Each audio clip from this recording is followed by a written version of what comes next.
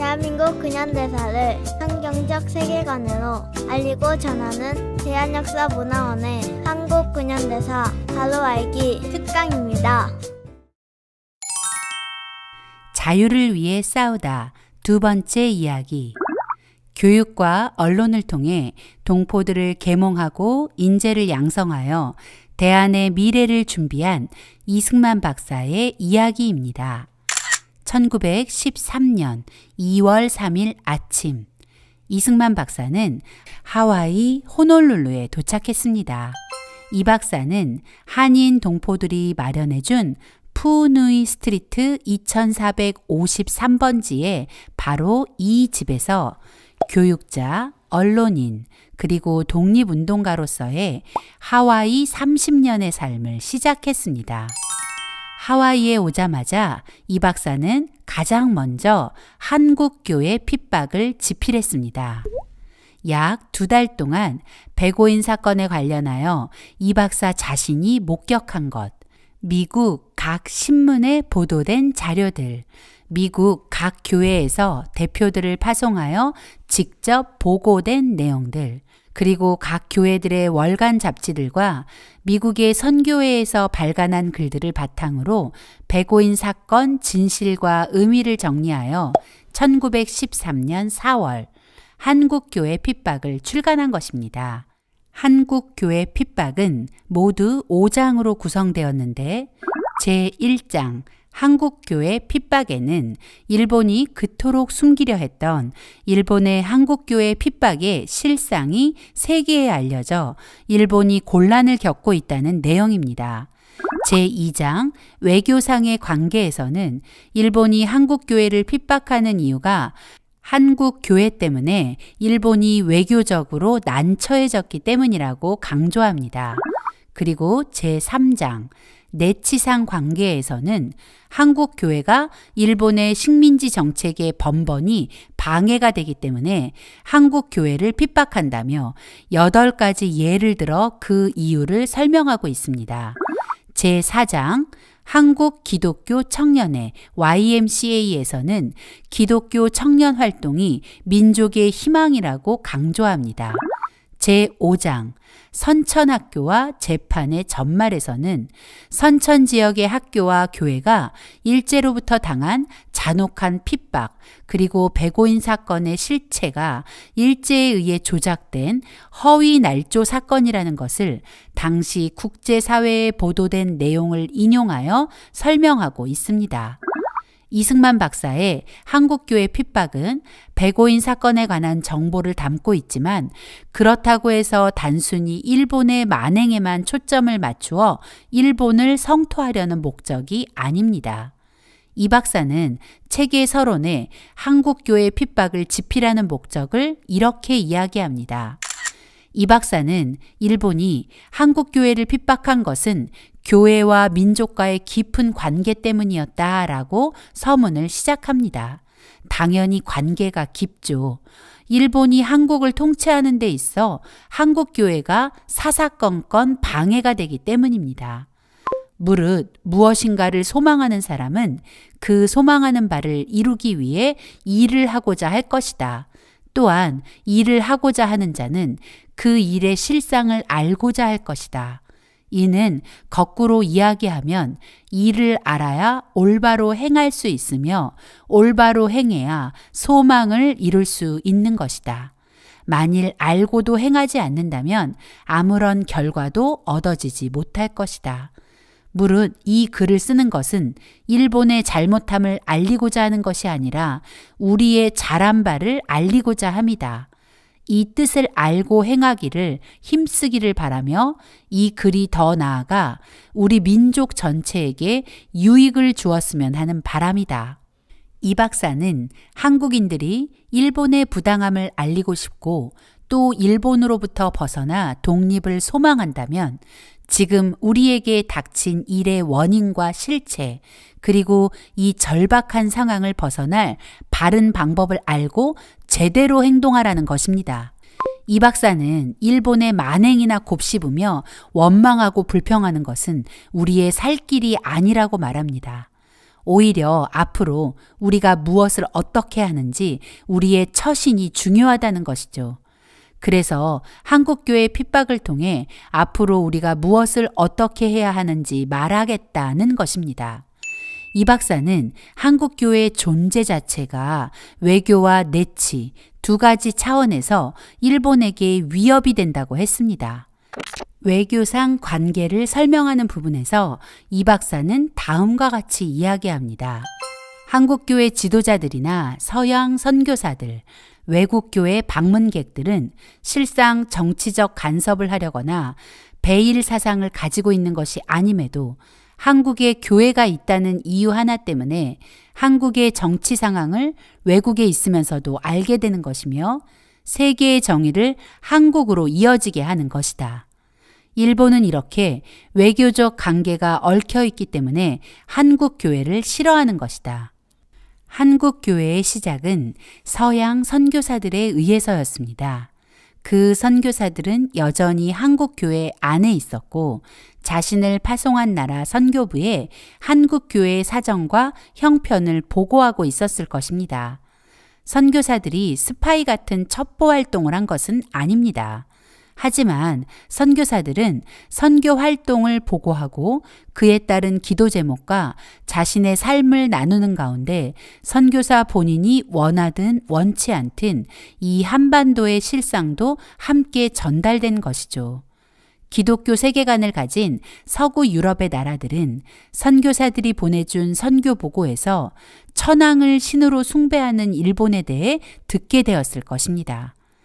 그리고는 일본과 자신들이 신앙과 정치적 견해가 다르다는 것을 알게 될 것이고 일본을 보는 시각이 달라지고 일본과의 관계에도 영향이 미치겠죠. 때문에 일본이 한국 교회를 싫어한다는 것입니다. 이승만 박사는 외교적 관계뿐만 아니라 일본이 한국을 통치하는데도 한국 교회가 걸림돌이 되기 때문에 일본이 한국 교회를 핍박하는 것이라며 그 이유를 8가지 예를 들어 설명합니다. 첫째, 교회는 한인들이 자유로 회집하는 곳이며 대체로 사람들이 함께 회집하면 자연히 공론이 생기며 단체되는 세력이 생긴다. 당시 일본은 강압적인 통치 방법으로 한반도를 통제하고 있었습니다.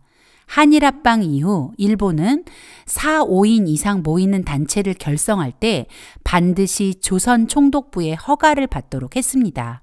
이렇게 집회의 자유를 억압받는 상황 속에서 주로 서양 선교사들이 연관된 교회는 사람들이 자유롭게 모일 수 있는 장소였습니다.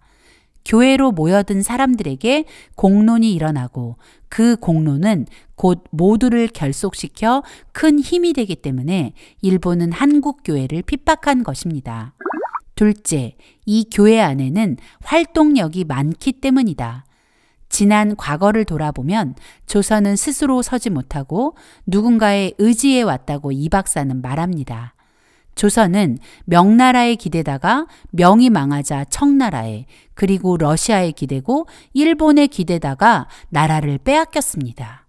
이쯤 되면 절망감에 빠져 있어야 하는데 한국 교회는 절망감에 빠진 것이 아니라 오히려 누군가에게 기대려는 지난날의 습관을 벗어버리고 스스로 일어서기 시작하고 소망을 품고 뭔가를 하려고 자꾸만 꿈틀거리며 일본을 긴장하게 만들었습니다. 그런 이유로 일본은 한국 교회를 핍박한 것입니다. 셋째, 교회는 합심하는 능력이 있다. 이 박사는 조선은 이제껏 하나 되지 못했다고 지적합니다. 그러나 기독교의 복음이 전해지고 기독교인이 된 사람들은 이전에 자기 자신만을 위해 이기적으로 살고 남을 해치면서까지 자신이 살고자 했던 모든 것을 회개하고 다른 사람을 먼저 생각하는 이타적인 사람으로 변화되었습니다. 그렇게 변화된 사람들은 서로가 서로를 위하고 섬기며 하나가 되는 놀라운 변화를 맞이했고 마치 한 몸처럼 움직이는 교회는 일본의 내치의 최대 걸림돌이었을 것이 분명합니다. 넷째, 교회를 통해 국민의 원기가 유지되기 때문이다. 이 박사는 이 항목을 설명하면서 이렇게 말합니다. 일본은 나라를 팔아먹은 대신들을 두려워하지 않는다. 또 아무것도 모르고 자기밖에 모르는 일반 백성도 두려워하지 않는다. 또 주색 잡기에 빠져 나라야 어찌 되든 말든 하는 이들도 두려워하지 않는다.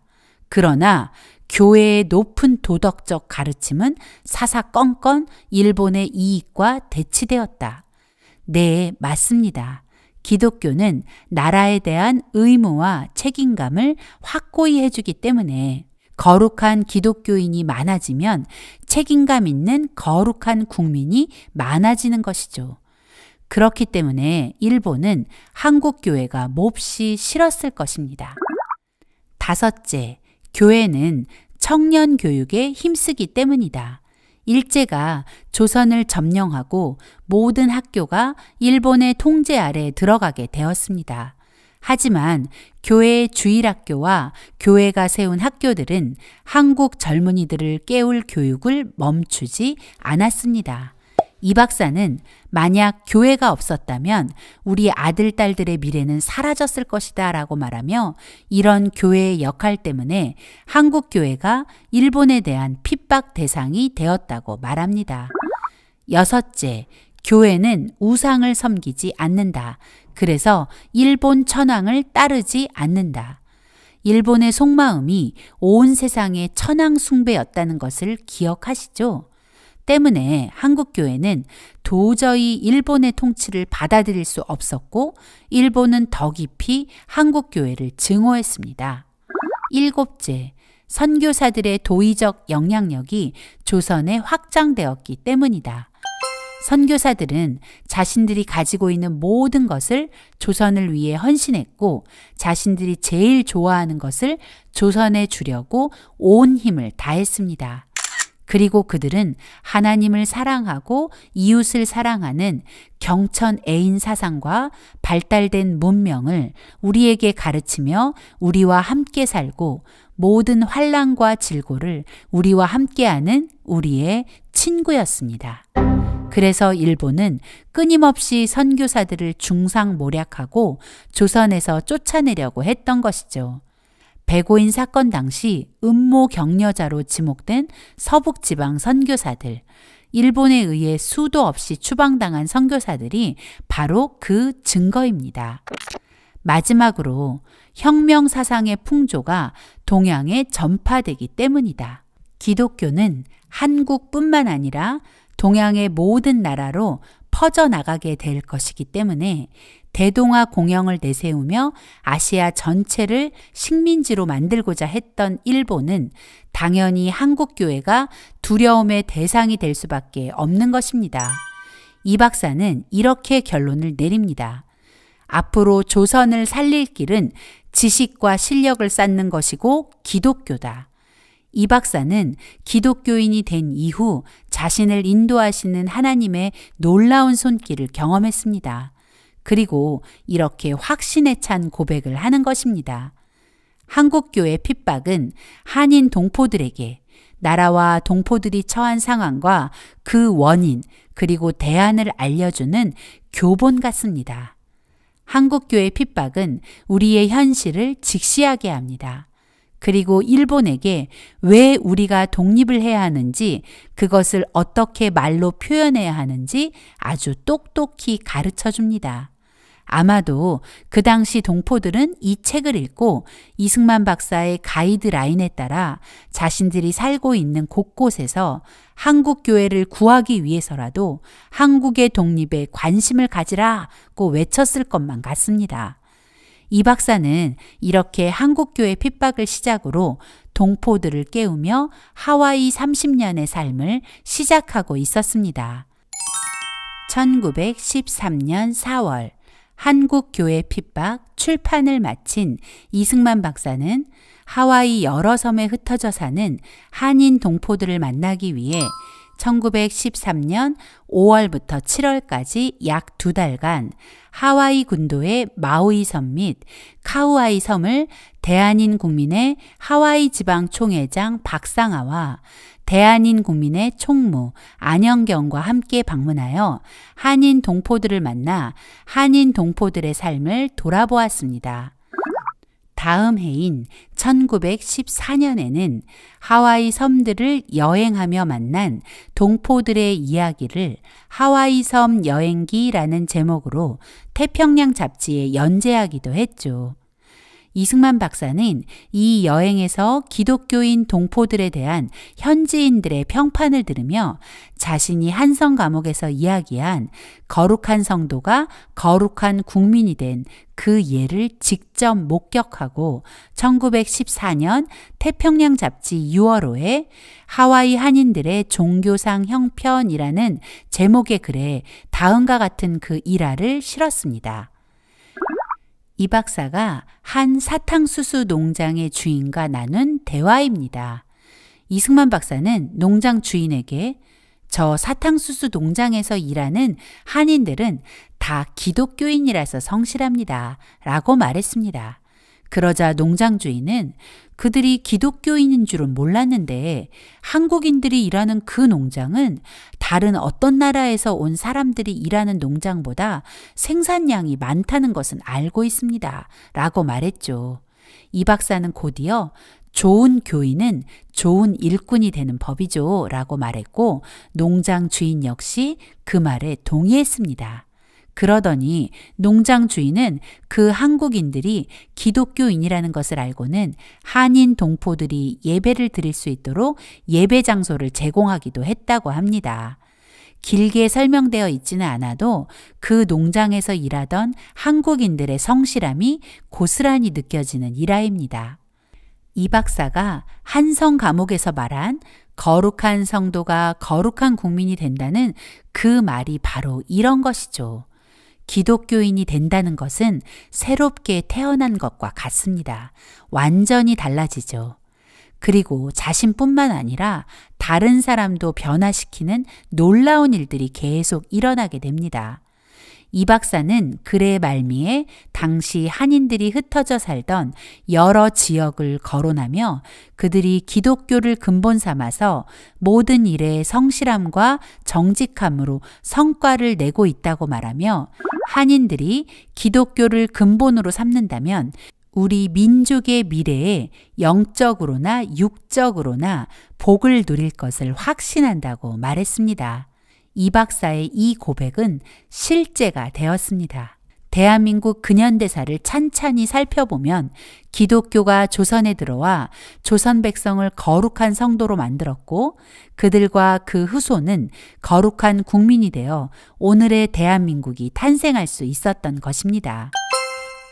하와이 동포들의 삶을 구석구석 살핀 이 박사는 언론 및 출판, 교육, 그리고 교회를 중심으로 동포들을 깨워야 한다는 결론에 내리게 되었고 출판과 언론을 통해 동포들을 깨우기 시작했습니다. 당시 하와이 한인사회의 언론과 출판은 두 가지 매체가 담당하고 있었는데 하나는 대한인 국민의 하와이 지방총회가 발행하는 기간지 신한국보였고 다른 하나는 하와이 감리교회가 발행하는 포와 한인교보였습니다. 그러나 1913년 여름 포와 한인교보가 폐간되었고 그 소식을 들은 이 박사는 1913년 9월 태평양 잡지를 창간해 포와 한인교보의 역할을 이어가며 하와이에 사는 한국 동포들을 비롯해 미주 그리고 전 세계에 흩어져 있는 동포들을 깨우기 위한 중요한 도구가 되었습니다. 태평양 잡지는 중간에 가끔 결호가 있기는 했지만 꾸준히 발행되었습니다. 그러다 1930년 12월 13일자로 20쪽 안팎의 주간지 태평양 주보로 그 형태를 바꾸었습니다. 태평양 잡지일 때나 태평양 주보일 때도 마찬가지로 이 소식지는 하와이뿐 아니라 여러 나라에 흩어진 한인 동포들을 일깨우고 위로와 소망을 주는 격려자 역할을 감당하며 대한의 독립에 기여했다는 것을 기억해야 합니다. 이승만 박사는 한성 감옥에서 썼던 독립정신과 청일정기를 하와이에서 출간했습니다. 독립정신은 1910년 2월 로스앤젤레스에서 최초로 출간되었던 것을 1917년 3월 재판을 출간하였고, 청일정기는 1900년 한성 감옥에서 쓴 원고를 정리하여 1917년 7월 초판으로 출간하게 된 것입니다.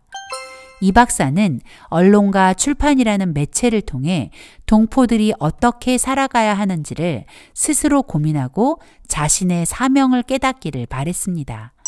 그리고 동포 한 사람 한 사람이 독립의 중요성을 깨닫고 자신이 대한의 독립을 위해 헌신해야 한다는 책임감을 가진 거룩한 국민이 되길 바라면서 글로 동포들을 깨운 것입니다.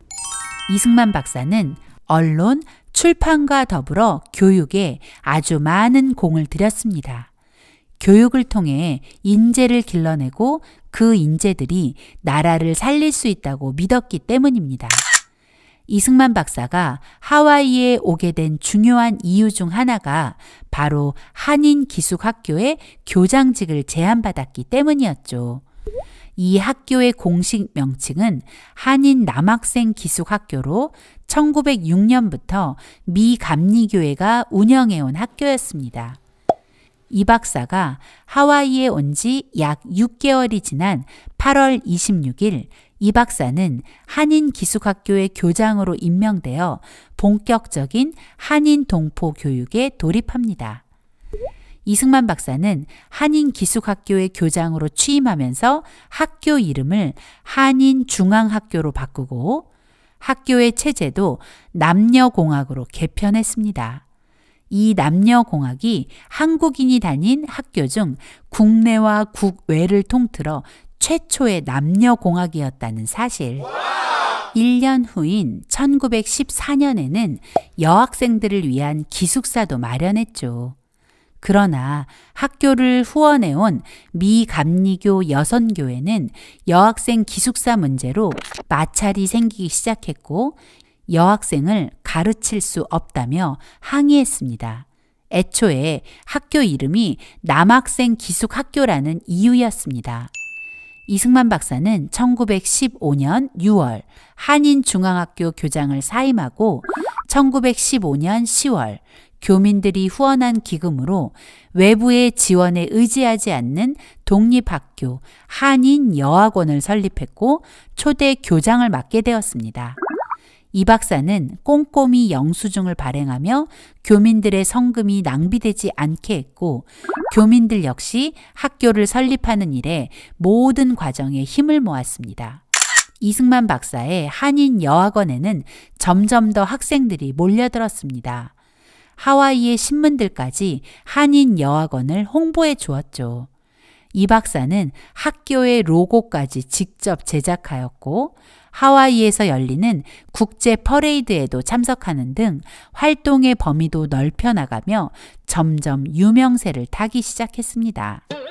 한인중앙학원에 다니던 남학생들의 부모님들은 앞다투어 자신의 아들도 한인여학원에 입학시켜줄 것을 요청하는 지경까지 이르게 되었죠. 결국 1918년 1월이 되면서 한인중앙학교 남학생들도 대거 전학을 와서 학교는 여학교에서 남녀공학으로 개편되었고 남녀공학이 된 한인여학교는 1918년 9월 학교 이름을 한인기독학원으로 바꾸고 발전을 거듭하게 됩니다. 불어난 학생과 남학생들 기숙사까지 마련하자면 당시의 학교 부지로는 너무 좁았습니다. 그래서 마침 폐교된 하와이 현지 학교인 알리올라니 학교를 빌려 한인 기독 학원의 새 교사로 사용되게 되었죠. 이 사진이 바로 알리올라니로 교사를 옮긴 한인 기독학원의 초창기 모습입니다. 사진 중앙에 아직 알리올란이라는 하와이 학교 현판이 그대로 남아있는 것이 보이시죠? 현재 이곳은 현지 초등학교로 사용되고 있는데 놀라운 것은 자신들의 역사에 한인 기독학원의 역사를 자신들의 역사의 일부로 기념하고 가르치고 있다는 것입니다. 우리는 너무 쉽게 버리고 잊고 기억하지 않아 오늘 이렇게 역사가 엉망진창으로 왜곡되어 버렸는데 자신들의 역사도 아닌 한인 학교의 역사를 기억하고 기념하는 그들의 모습에 부끄러움이 몰려옵니다. 알리올라니 학교는 또 다른 역사적 의미를 지니고 있는데요. 1919년 3월 1일 3.1 운동 후 약 한 달 보름이 지난 4월 12일에 이곳에서 대한의 독립운동을 경축하는 기념행사가 진행되기도 했죠. 한인 기독학원은 점점 성장했고 하와이 내에 한인 기독학원에 대한 인지도와 관심도 높아졌습니다. 한인 기독학원은 후일 고국 방문단을 만들어 고국을 방문하고 하와이에 이민자를 파송한 인천 내립교회를 방문하기도 하죠. 하와이 이민을 떠날 때 누가 이런 날을 상상이나 했을까요? 학교는 더 성장했고 학생은 많아졌고 많아진 학생들을 감당하기에 학교는 너무 좁았습니다. 이승만 박사는 현재 하와이 칼리이 초등학교가 위치한 바로 그 자리에 새 교사와 기숙사를 짓고 학교를 확장 이전했습니다. 하와이에서는 이미 없어진 한인 기독학원을 기억하고 학교가 있던 그곳의 도로명을 쿨라 코레아 한국 학교 길로 부르고 있습니다. 한인 기독학원은 이 박사의 바람대로 대한의 독립과 대한민국 건국에 헌신한 인재들, 그리고 미주 사회에서 한국인의 위상을 높인 인재들로 성장하게 되었습니다. 하와이 정착 과정에서 미 감리교회와 갈등을 겪은 이 박사는 독립된 한인교회를 세우는 일에 뛰어들었고 1918년 12월 23일 한인 기독교회라는 이름의 독립된 한인교회를 설립하게 되었습니다. 1922년에는 한인 기독교회는 단독 건물로 건축하게 됩니다. 그렇게 하와이 한인 기독교회는 현재까지 이어지고 있습니다. 결국 이 박사는 하와이에서 한국교회가 독립할 수 있음을 실제로 증명해 보인 것입니다. 또한 이승만 박사는 1913년 호놀룰루 YMCA 명예이사가 되었습니다.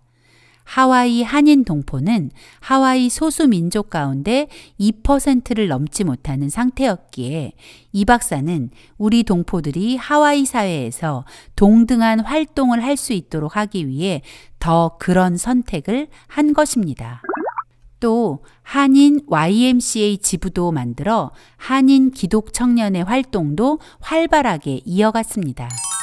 이승만 박사는 당장 눈앞에 보이는 것에 흔들리는 사람이 아니었습니다. 그의 눈은 더 먼 곳에 닿아 있었습니다. 그래서 교육과 언론을 통해 먼저 인재를 양성하는 것이 나라를 살리는 가장 빠른 길이라고 확신한 것입니다. 형평과 사정을 살펴 단체를 결성하고 교육과 출판에 힘써 지식과 실력을 배양하는 한편 영문을 배워 미국인과 소통하고 교회와 사회의 좋은 친구를 많이 얻어 세력을 넓히며 의로운 일을 힘써 행함으로 미국 정부와 여론의 동정을 얻은 다음 미일 개전의 기회를 기다려 대업을 도모하자. 이 박사의 이 고백은 그의 교육과 언론 출판에 대한 열심의 이유를 잘 설명해 주고 있는 것입니다.